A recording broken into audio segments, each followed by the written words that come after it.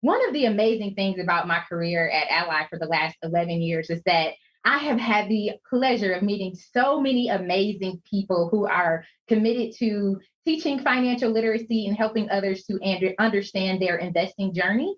And today you're getting two powerhouses in this space with Erika and Gail. And when we really talk about this topic of democratizing investing, they are doing it. But before we get into it, Erika and Gail, and we're going to get into it pretty quickly, I have a poll for our viewers out there about investing in your legacy and creating generational wealth. So if you can go to ally.com/live poll and answer this question for me. Do you feel like you're on track to pass on generational wealth? Our options are: you have no clue, not quite, you feel somewhat on track, and heck yeah, I'm on track. So let us know. How do you feel about it? It looks like folks feel like they don't have a clue, everybody. That's what's coming in. So Gail and Erika, we are here with a purpose to help change those numbers. And, before we jump in, I would love for you both have such amazing money stories and the work that you do in the community and professionally. Can we just kick it off with sharing your money story? How did you get here? And how does your view of money impact how you look at generational wealth? I'll toss it to you, Gail. Talking to me first. Okay. I didn't know. Okay. You know what, Jackie, first of all, thank you for having me. And thank you for everything that you do at Ally. So, and I'm honored to be here. And we're going to change these numbers. We're going to change these poll numbers. That's what we're going to do. Erika, Jackie, we have this movement going. Let me tell you. So, and let me tell you, my journey did not start out as a movement of even thinking legacy. I'm like, legacy? Look, I'm living not paycheck to paycheck. I was living paycheck to Monday. So I knew nothing about money, nothing about investing, and don't mention no legacy to me because I'm like, I don't know what legacy was. So I just started out as a receptionist at a brokerage firm. And all I knew was I was broke working at a brokerage firm. So I didn't even know what a brokerage firm did. And then people came in so I was like, oh my God, success leaves clues. I was watching all these successful people walk in the door and I'm like, wait a minute, you all have money. What are you doing? They said, well, I'm owning things. I'm leaving a legacy. I own a business. I own this. But mind you, nobody looked like none of us that were talking. Matter of fact, nobody was even a female. So I'm thinking, wait a minute, why do they have money and we don't? So then I just started learning and started. And anyway, I became an investment advisor after that. I said, I got to teach women. I got to teach children. I got to teach people who look like me what it means to leave a legacy, what it is to build a legacy first, not even leave one. We got to build one first. How do we get started? So anyway, so what impact means to me in legacy planning and all of that, it means a lot now. Once I learned what I didn't know what impact it made. And I think most people really aspire to leave a legacy. We just don't know how. We just don't know how to build it. We don't even know a real estate or this or that, how to do it. So that's what we're going to do today. So I'm excited. We're going to have a great conversation on legacy planning and how to do it, because I wish I would have had this conversation before I started working at a brokerage firm and had to learn by trial and error. So I'm glad to be here. Thank you. I'm so glad to be here with Erika and Jack. Thank you. Thank you, Gail. And how about you, Erika? Tell us your story. How did you get here? Yeah, so first, I just want to say thank you, Jack. I appreciate being here. I'm so honored to be on today's panel, and I am excited too about getting those numbers down about people who don't have a clue. We want to make sure by the time you leave here, you do have a clue. And so my money story growing up was just about education. Education was paramount. A good education equated to being able to make more money. So one thing that we didn't do growing up is we didn't have everyday conversations about money and wealth. And when we did talk about money, it was usually talked about in two ways. Either we didn't have enough of it, or how do I get money to get something that I want? So I grew up with this mindset that I had to be able to earn the things that I wanted in life. So that in turn made me work really hard in school with my education and made me get a job early, because I knew that if I wanted certain things in life, I had to be able to work hard to get it. Now that I've been in the financial services industry for several years, I'm able to see how that mindset impacted me as an adult. And I'm also able to work with my clients, not only on obtaining wealth, but also that mindset that may be holding them back. So what I realized is that we tend to inherit a mindset that attempts to keep us in a certain class. And this is what I talk to my clients about, because a lot of them are skeptical about investing or learning how to build wealth and taking risk. And I have to tell them that, sometimes our mindset is holding us back from money. And you might say, okay, well, what do you mean by that? So let's think about the general classes that we have out there. We might have an upper class, right? The upper class has a mindset to maintain wealth, and they're open to lots of different opportunities. They get the best schools, the best apprenticeships, the best connections, and they have freedom to make mistakes.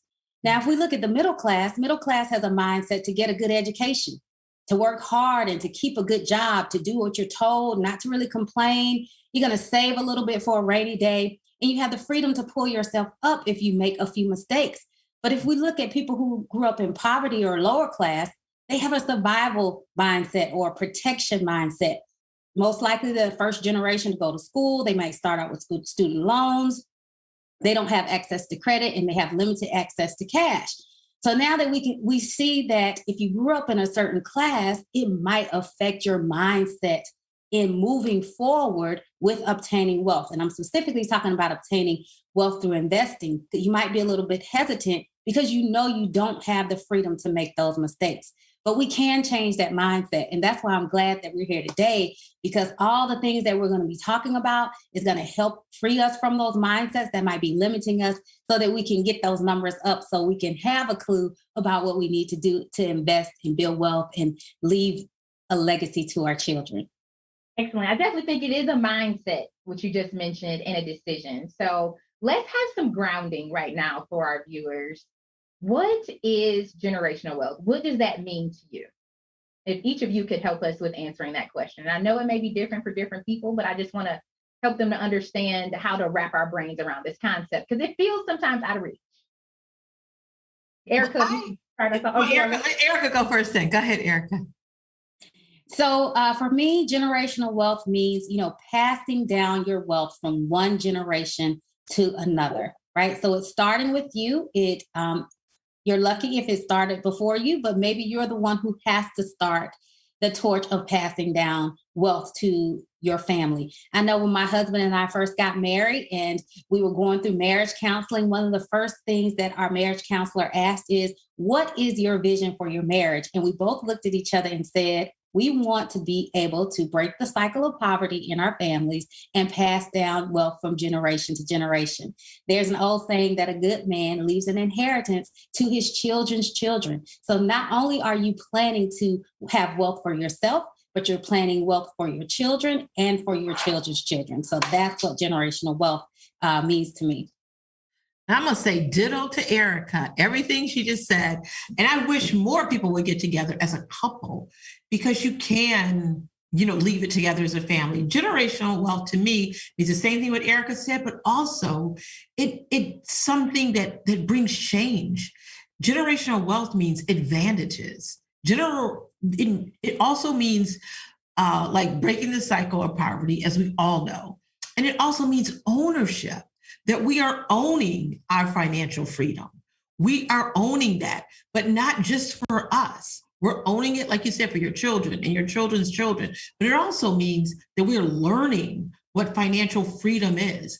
Generational wealth means it's not about exchanging dollars for hours. That means we don't have to do that. It gives us a freedom to do other things and not just, because we can't get wealthy off our wages. So it does come to where it comes to investing and different things that we have to do. So I think generational wealth means freedom of our time, and that we do have more advantages if we start building generational wealth, and everything Erika said too.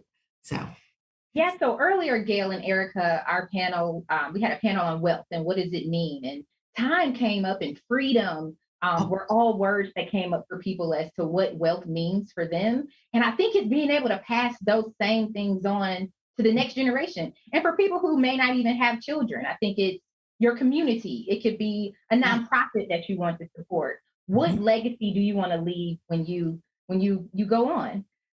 So again, I mentioned earlier, sometimes it feels unattainable. And both of you have been in financial services for years. Can you give us any examples of either, ordinary people or celebrities who may resonate for our viewers as an example of what generational wealth can look like and the power of it, I'll start with you, Gail, please. So first of all, there is power in generational wealth. And let me give you some examples. I had a client that came to me and she was like, Gail, I don't really have any money. What can I do? And I said, you're going to start buying something that you know. So I introduced her to something called a drip program. It's not that I'm saying buy this or do this. So I'm not saying this here, but I introduced her to something where I said, just look at the different companies. She started the drip program and she said, okay, Gail, I finally have 10 shares of this stock. And drip means, it's a program where you could buy stock directly from the company. So she ended up buying stock, brought in 10 shares. Today, and I told her story in the book I wrote, so I can tell her story. Today, $500,000 later, she would just buy different companies. And now here she is, not even retired yet. And $500,000 later, she has that's all she did was take extra money and start investing it. To me, that's wealth. And she has no children, but she has nieces and nephews and a community that she wants to pass it on to.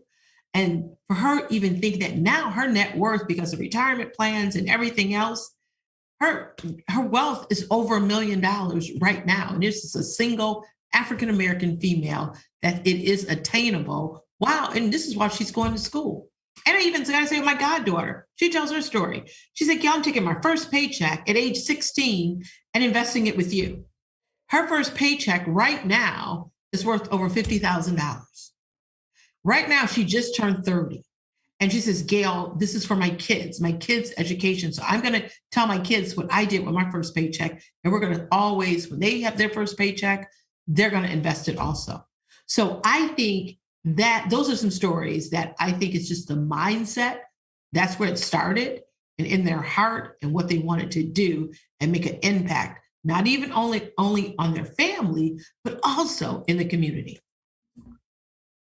How about you, Erika? Yeah, when I think about generational wealth, I'm always thinking about the names that we hear all the time, the Rockefellers, the Kennedys, those kinds of big names that you really hear about. But I was surprised to hear about some lesser known names that I could relate to just because of what I saw the family doing. And one particular celebrity is Drew Barrymore. I had no idea that she came from a generational wealth mindset type of family. Her great-grandfather, Maurice Barrymore, I think his name was, he immigrated to the U.S. and started on Broadway. And then he taught that to his kids, John Barrymore. And then John Barrymore, he was known as, I think they called him the Great Profile. He was acclaimed actor of the 20th century. And they were talking about how he had such great looks and they wanted to put him in all of the films. And then Drew's dad, Drew Barrymore, he signed his first acting contract at age 17. And then he taught that to his daughter, Drew Barrymore, who became an actress at 3 years old. Now, it did help a little bit because Steven Spielberg was her godfather, so he was able to put her in some of his movies. But the key thing that I learned from that is that they were teaching their children about a particular industry, a particular skill, a particular talent. So, Gail and Jack, you both talked about earlier about passing down more than just money, but passing down a skill, passing down a talent, passing down something that your child can use to build wealth. So I thought that was a really powerful connection between Drew Barrymore and her great-grandfather and how she was able to experience generational wealth because of a skill and a talent that was passed down. I also really love jazz, and I am a fond fan of the Marsalis family. So most of us are familiar with Wynton Marsalis. He is the first artist to win a Pulitzer Prize for music.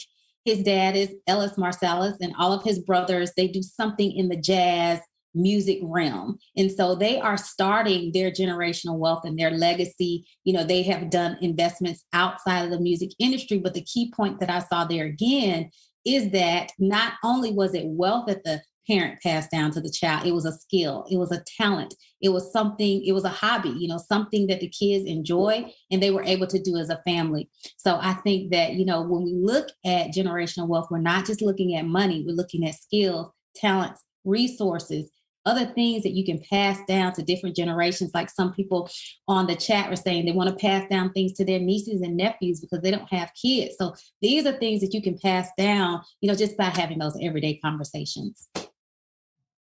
Thank you, Erika. And I'm looking at our poll again. It looks like we got a few more people in with 113 responses. We're at 36% for feeling somewhat on track, have investments and a plan. So we're on. It's improving. It's improving. So I am encouraged. For me, I grew up. I'm the daughter of a police officer and a teacher, and we just didn't have these money conversations at home. So what you're saying now is really teaching your kids, teaching the next generation, not only about, we want you to go get the money, but these are the skills needed to even get the money and pass it on. One of my greatest fears is, so I have two kids, they're 5 and 12, is that I worked so hard for my career, saving, making all of this investment in them. And, when we pass it on, it's lost. There's a stat that, 70% of generational wealth doesn't make it past the next generation, right? We lose the money. Why do you think that is? Why is it so hard for that next generation? And even by the third generation, it's like 90% of the wealth is gone. Why do you think it's so hard? We work so hard to get it. Why can't the future generations keep it?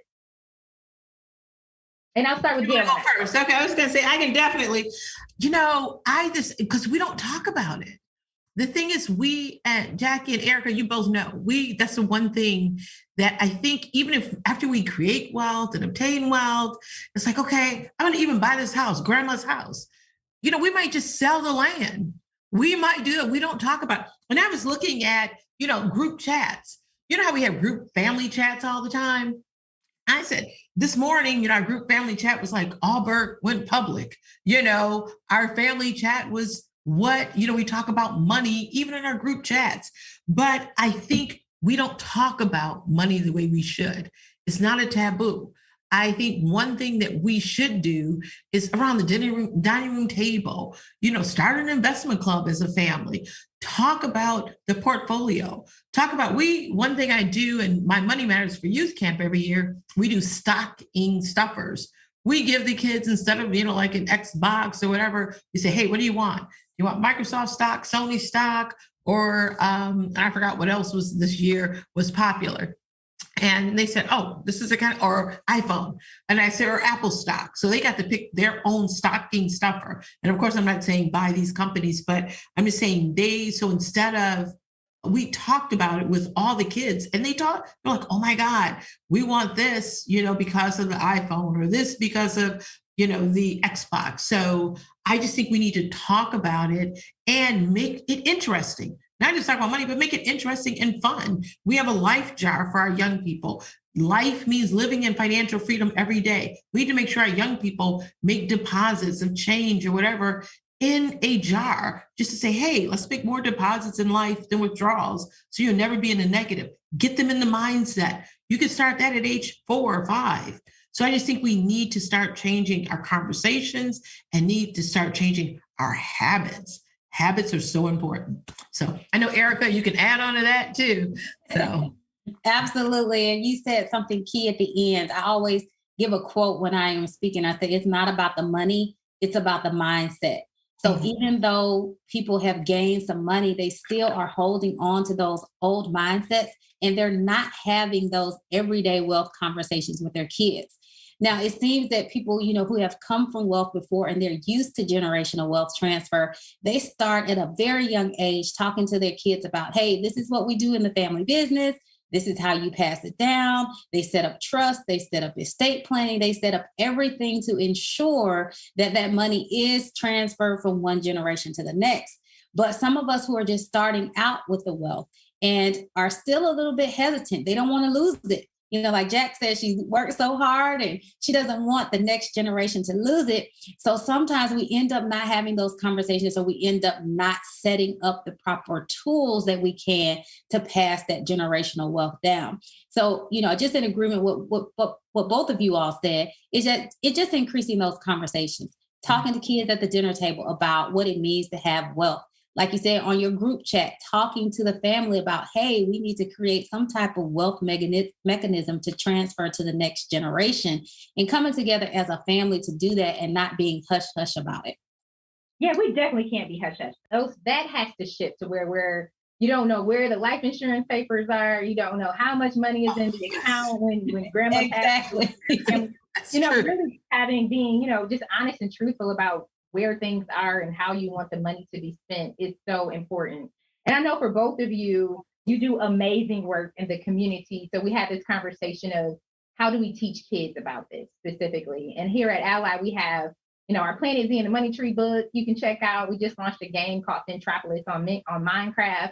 But I think it's making it fun for kids to learn about money so that as parents, you can have those conversations, or as the aunt or the uncle of your nephews and nieces, how do we foster these conversations? And you both are doing amazing work in the community to help make that easy.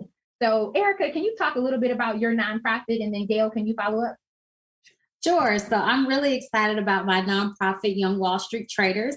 Young Wall Street Traders has been around since 2015, and we are here to help kids understand the power of wealth and having a generational wealth mindset. And we tackle that through investing. So we teach kids about, wealth, how to build wealth, and how to keep wealth. Now, there's endless contributing factors to why we don't have it, but we focus on the mindset and those everyday wealth conversations. So one of our premier programs is a 2-week summer boot camp. And in that 2-week summer boot camp, students are exposed to the world of Wall Street and investing. So they participate in hands-on practical applications, such as they incorporate wealth scenarios in their everyday lives. They have to get together with partners and they're giving a wealth scenario, and they have to use that wealth scenario to talk about financial literacy fundamentals. So everything from banking, savings, and credit to investing. So they are covering the fundamentals of financial literacy while given these different wealth scenarios. They also learn to think like an owner and just not a consumer. So we do know that that's what wealthy people think about all the time, is they want to own things. They don't just want to consume things. So if I have kids walking through the door with Nike socks, Nike shoes on, guess what? They have to do an analysis on Nike stock. If people come in the door and they have an iPad and an iPhone, guess what? They also have to do an analysis on Apple stock, right? So whatever it is that the kids are consuming on a daily basis, they have to learn and think to be an owner by analyzing those stocks. Now, this is just for play. They're doing real fundamental analysis, some of the things that I've learned since being in the industry. So they're looking at trend analysis. They're looking at, what's going on in the market. They're looking at things from a top-down view. So the kids are actually learning how to analyze their stocks from the top-down approach. Now, in addition to that, they get to simulate real-time trading of stocks and options. So we want to give them alternatives to making wealth and gaining wealth. And we do that by teaching them about long-term investing through stocks and short-term investing through options. So by the time our kids leave that 2-week program, they have a different mindset. They have to say every day, I will be a millionaire. I will invest in stocks. I will teach my community about investing. So they say those different affirmations every day to make sure that their mindset is being trained every day to think about wealth and how it can help their families and also their communities. And in addition to that, we know that habits are the things that make you do what you do. It's not just about the types of money, because some of them say, well, I don't really have, a lot of money to invest. Well, we just want you to start, because if you start with one share, you're developing a habit. And maybe it's that you're not going to be able to fulfill that wealthy millionaire status. But if you teach it to your community, somebody will. If you teach it to your friends, somebody will. So we're very excited about what we're doing with Young Wall Street Traders in our 2-week boot camp. And that is how I help the kids of today learn about wealth. And also they have to go home and talk to their parents about it. So every night they have an assignment at the dinner table. They have to talk to their parents about what they learned in the camp. They have to talk to their parents about what types of stocks or companies they're interested in. So we're increasing those wealth conversations day by day. And I get a lot of feedback from the parents that, it's opening their eyes to what they need to be doing with investing and creating wealth because their kids are starting to come home and have those conversations. So I'm really excited about what we've been doing with Young Wall Street and, just really continuing that and growing it in the future. Oh, Erika, that is so, we need to collaborate. You really do. That's what we need to do. So once they leave, money matters. They can go to, because we talk about options and future in a whole different way. We teach everything differently, but same thing. So Money Matters for Youth started 26 years ago when I just saw this camp called Rich Kids Camp. And I'm like, wow, I need some children who look like my children to go to this camp. So, but the camp cost $10,000 to go to, and they had to bring $10,000 with them to invest. I said, nobody from Detroit can go. Let me put on one here for $50. So I ended up starting this camp, 26 years ago for $50. So now I divide them up like stock because we have so many children. So I can divide up small cap, mid cap, and large cap. So my small cap youth, matter of fact, they all got Roblox stock this year and Roblox gift cards. So they were so excited over this Roblox stock. And so what we do is we give them small cap stocks, mid cap stocks, and large cap stocks is what they ended up learning about. But we did something different this year about leaving a legacy because we want the businesses to leave a legacy in Detroit. So in honor, and not in honor and remembrance of 100 Black Wall Street being destroyed, we took 100 Black owned businesses in Detroit. And we ended up having the youth say, how can you do a business in the Black profile for them? What can they do? Do a business in a Black program and business plan for them. So now we're going to have our own Black Wall Street. It's going to be historic on the east side of Detroit in the next few weeks. But we actually have bricks. They ended up having to leave a legacy. They had to have a legacy plan for, say, the restaurants in Detroit or Hot Sam's in Detroit or all these different clothing stores in Detroit. They ended up having to do a legacy plan, how to do business in the Black. What can you do to leave a legacy for the next generation? So we took 100 businesses in Detroit. We did a legacy plan for them and a business in the Black program. So the camp, we take a holistic approach to the community, to the family, and for them to learn about the market and then learn about generational wealth. But it starts with businesses. We did a real estate program. We ended up taking them to a Black-owned hotel. So we do things like that. But this year in 2022, we're going to go back to meet with Warren Buffett at the Berkshire shareholders meeting. So we also expose them to the shareholders meetings. And this year, and also in 2022, we're going to Black Wall Street, which I will leave for in the morning with some kids from Cody High School. And we're going to actually go and tour Black Wall Street and meet with different family offices so they can actually learn about wealth, what real wealth is. It's like when people say family offices, it's like, what's that? No, that's offices that just manage the family's money. So we're meeting with 18 family offices tomorrow in Tulsa, Oklahoma. So I'm so excited about it. So, but because I believe success leaves clues, and I always tell them they have to, look at just successful people and learn from them and be open to learn every single day. We all have to be open to learn every single day. So definitely, Gail. So just to piggyback off of that, all of us being open to learning every day. With me working in financial services, I'll always have my girlfriends or family members that'll say, I get this conversation a lot. Jack, I have been investing. I don't think it's enough. I want to retire in 10 years. I don't think I've saved enough. I would like to be able to give something to my family. What should I do?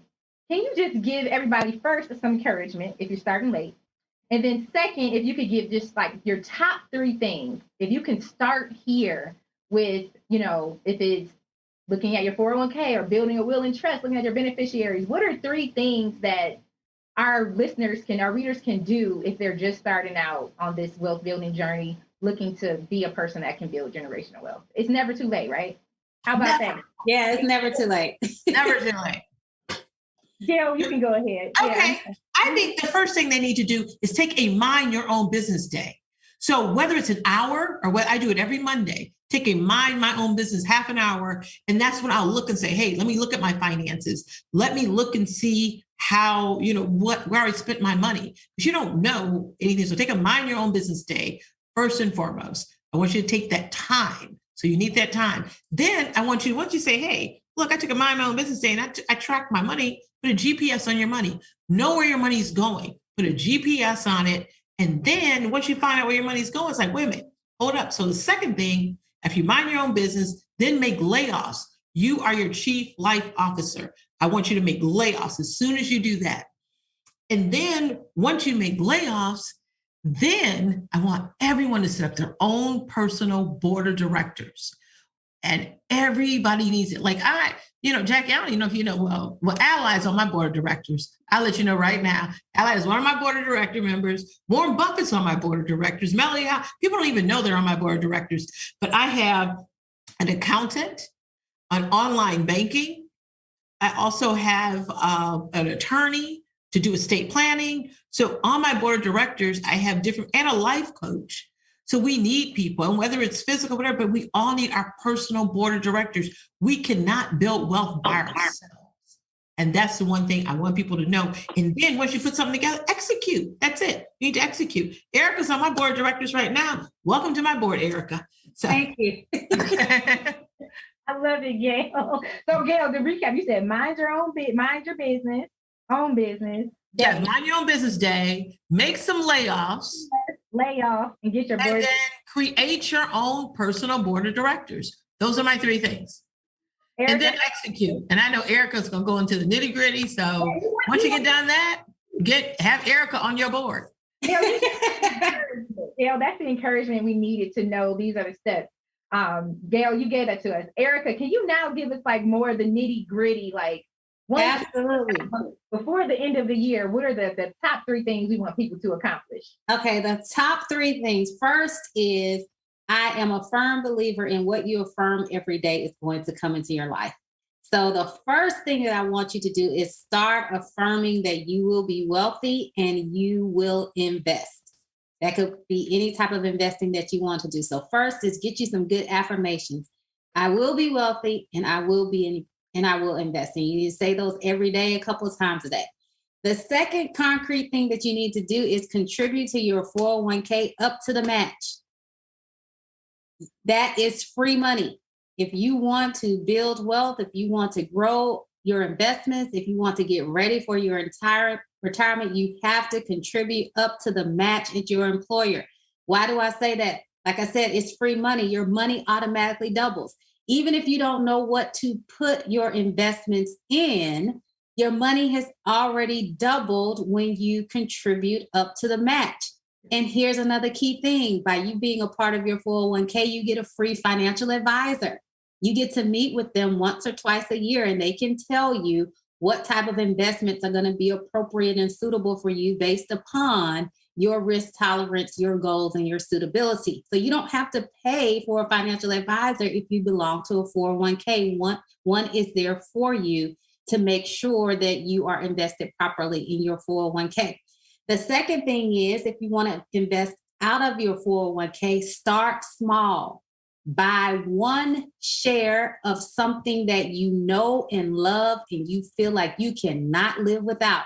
Will you be wealthy off of one share? No, absolutely not. But it will help you get rid of any fears or hesitations that you have, and it will develop your habit of investing. Every investment or every stock that we've looked at in my boot camp, in my Young Wall Street Traders class, it is in an uptrend or bullish or whatever words you want to use. It goes up over the long term. So think in terms of long term. I'm making a long-term investment. I'm going to buy one share of something that I know and love. So what do I mean? If you have to go to Starbucks every morning and you feel like I can't live without Starbucks, rain, sleet, or snow, I'm going to go get me a caramel frappuccino, extra whip, hold the whatever, right? Then that is something that you believe in, regardless of whatever. So invest in what you believe in. If you've got every Apple product right? I'm not giving a recommendation here. I'm just telling you things that you can do to get started. I want to make sure that I'm not giving a recommendation. I don't know your goals and I don't know your suitability or your risk. But if you've got every Apple product, you got the iPhone, the iPad, you've got the Apple TV, you've got the Mac, that's where you can get started, right? If you're constantly standing in line to buy your kids the newest Nikes that come out, buy one share of that. That's how you get started. So what you do specifically is you think of something that you know and love, you can't live without, and you invest in one share so that you can create that habit. And then the third thing, did I already say 3? I think I already said 3. You said 3. Yep. But the last thing is to just invest in yourself and get an education. So continue to attend seminars like this. You know, if there's other classes out there that you can find on YouTube that's going to give you information, just continue to get wealth building and investing in your mind and in your heart so that it can become a part of your everyday life. Okay, everybody, you got to write this down. So she said, 1, you got to have your affirmation. I will be wealthy. I will invest. 2, max out that 401k. 3, buy a share in something you know and love. And 4, invest in yourself. Continue with your education. That's why I love events like this. I am a big fan of listening to books on tape and, attending conferences like this. I think there has to definitely be a commitment to continue to learn. So let's fast forward and use me as an example. It's 10 years later and I'm ready to retire, right? I've reached my financial goal for saving and I want to actually enjoy some of this now with my family and pass on my generational wealth while I'm still here. For those folks who may be more advanced and along in their journey and starting to think about how to transition some of these assets to their family and charities and all of the things that they work so hard to, get this money for, how do we pass it on? What is that process? How do we pass on our generational wealth? And I'll start with you, Erika, please. All right. So for me, what I have thought about for my kids, I have a special needs son. So I have to be very particular about how I pass on wealth. And there may be some others out there who have that situation as well, is that I have set up a trust for my kids, right? So I'm putting money into the trust and I'm making sure that the trust has specific guidelines on what the kids can have if something were to happen to me, right? So there are leniencies for lump sum distributions for houses or cars or education. There are other leniencies for monthly income, right? And then life insurance. People don't know that life insurance is the number one way to pass along wealth tax-free. So I would say get with a life insurance professional so they can do an analysis for you to tell you how much life insurance that you would need in order to be able to start that generational wealth. So again, the first thing is set up a trust so that you can dictate how the money can be spent. Of course, you want to have some freedom in there. The second thing is life insurance. It's paramount. Get with a good life insurance professional. And then the third thing is to talk to my kids about doing the exact same thing, saying, hey, this is what mom is doing to make sure your future is set up. Once you get of age, I need you to do this same thing to make sure that the next generation is set up and to teach it to your kids. Thank you. How about you, Gail? Okay, Jackie, you ready to retire? And I know you're never going to retire. So I know it. So say 10 years fast forward and you're still so young. So you're not going to retire in 10 years. But I will say, I think most people, the first thing you don't want to do is allow your money to retire before you. So that's one thing. It's like, wait a minute. Now, if anybody has too much money for retirement, that's wonderful. But most people don't have enough money for retirement. So first of all, you want to make sure, and just what Erika said, she's like, look, you talk to your 401k, they can actually do a illustration. And that's the first thing you do. They can do a free illustration saying, hey, how much money will I need to retire at this age? And they can do absolutely. So I encourage you on your Mind Your Own Business Day is to get that illustration done. I don't care if you're 20s, your 30s, your 40s, or your 50s, get that illustration done, or 60s or 70s. So then once you do that, then you also don't want to let it retire before you, but then also life insurance. I agree. Everything Erika said, ditto. when you leave your job, Erika talked about life insurance being important, and it is. Your life insurance might leave with you. It might not come with you. It might just end. Then you have to get other life insurance at an older age. So I would say, make sure maybe you can convert that. Make sure you need your board of directors to say, hey, I have a life insurance agent on my board of directors. What can I do? Can I convert this with you? What can I do? So make sure you have that life insurance professional to talk to. And like Erika said, that's the best way to transfer tax-free wealth. But then you also need that accountant. Then you also need that attorney. Make sure you have an estate plan, or else the state gonna plan it for you. So I need you to make sure you've got this estate plan. So have a plan. Planning is the key. And talking to everybody about what you want, what your wishes are. And, in retirement, and say, long-term health care. An insurance agent is so important during this time. I don't sell insurance at all, but I think you need one on your board of directors to talk to long-term health care. Say if I get sick and I build all this wealth and I get sick, and wait a minute, something happens, and then you got to pay for providers, pay for this, pay for that. Make sure you have good health insurance. Insurance just means in case something happens. So you got to make sure you have that. And I think that is so important. Erika, I'm so glad you brought that up. But that's why you need them on your board of directors. And I would say, ditto to what Erika said, but also put everything in line and get your estate plan and have relationships. And everything we're talking about doesn't cost a lot of money. Gail, I'm sitting here taking notes because I think I need to expand my board of directors. I'm over here nervous. Like I need to talk to more people and make sure I'm ready. So I know you're ready. You're ready. I'll be ready. It's never too late, right? So one of the folks that you mentioned was an accountant. And I know everyone has different views about paying taxes, don't want to pay taxes, want to pay taxes. But I know, looking at your taxes and understanding that is a huge piece also of your estate planning. Erika, any tips for our viewers as they have conversations with their accountant about things they should think about with their taxes as they pass on their wealth? Well, usually the accountant is going to, lead that conversation and let you know the things that you're thinking about, right? So if you are a new person who's new to wealth, then there are going to be specific circumstances that are pertaining to you, right? The accountant is the one who's really going to lead that conversation, and the estate planner. So like Gail said, you have to have an estate planner on your team. I noticed, a lot of people think about, well, how can I create wealth? How am I going to get this money so that I can talk to this accountant and board of directors?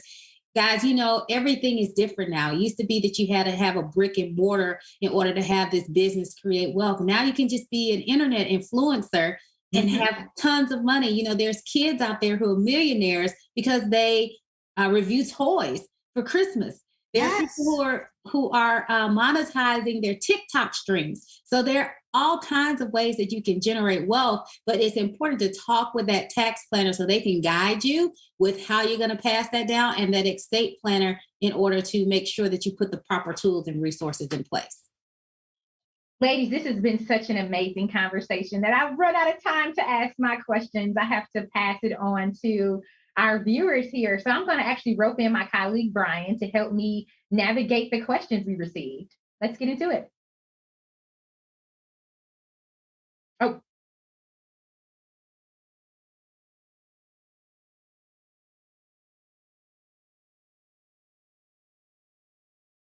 Thank you so much, Jack. And as we were passing the hosting baton, I didn't get to introduce myself. My name is Brian Overby. I'm the Senior Options Analyst here at Ally Invest, and I feel honored to be able to ask these awesome questions. If you have any questions, please put them in the chat box right now for all of our panelists, and we have a few to start with. Eli here says, are there any social groups for people who are trying to build generational wealth? How would viewers find ones that apply to their goals? And I think I'll start by passing that one to Gail. So I don't know exact names of groups, but they do have groups on Clubhouse to talk about wealth.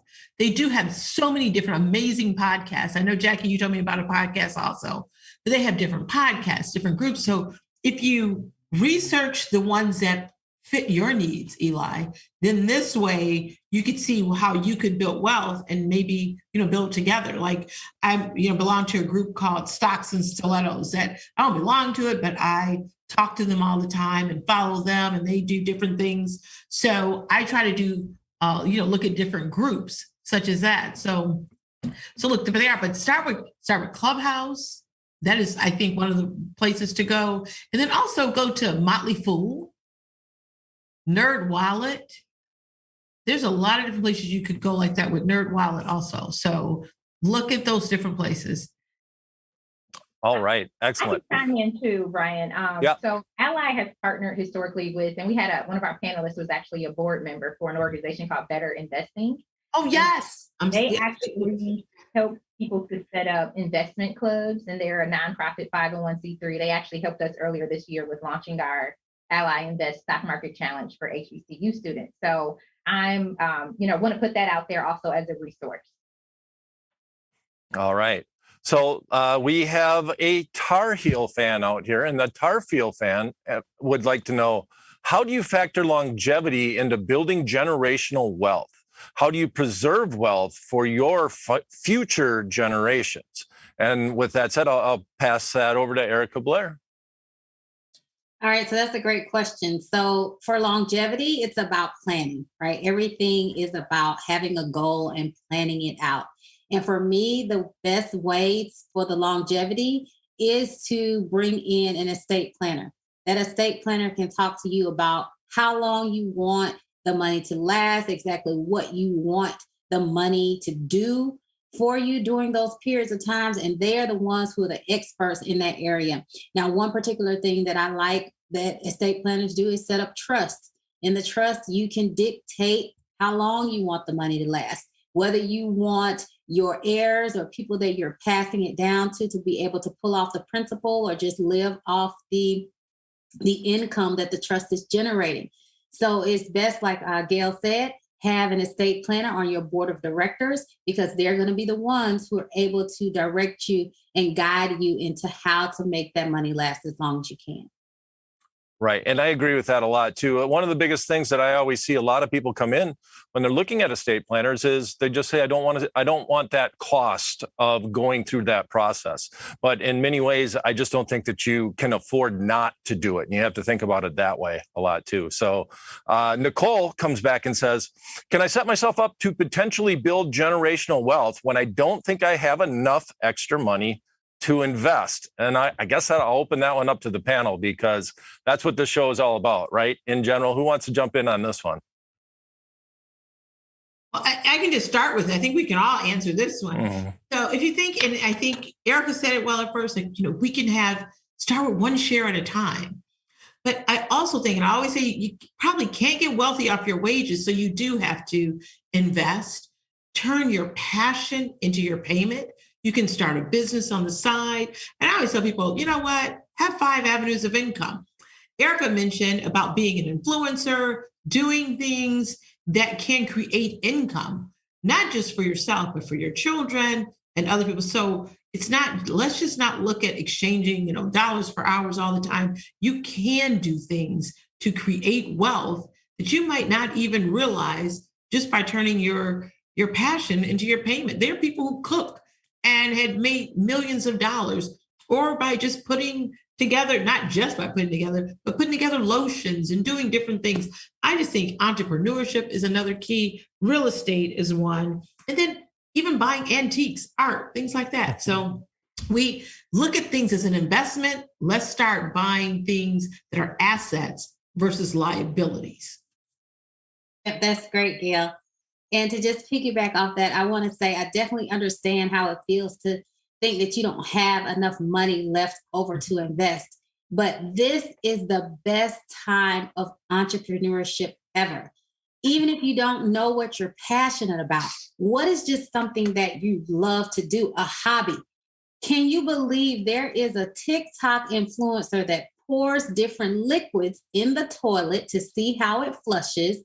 And they get over 1 million views, and she's able to monetize those views. Did you No. hear her say she's pouring liquids in the toilet and getting paid? Right? You are kidding. I am not kidding. I saw it and I couldn't believe it, right? So all you have to do for the person, I think it was Nicole who asked that, if you like to dance, get on TikTok and dance. If you like to make bubbles, or there is a person who cannot cook and she gets on TikTok and shows how she messes up recipes and she's able to monetize that.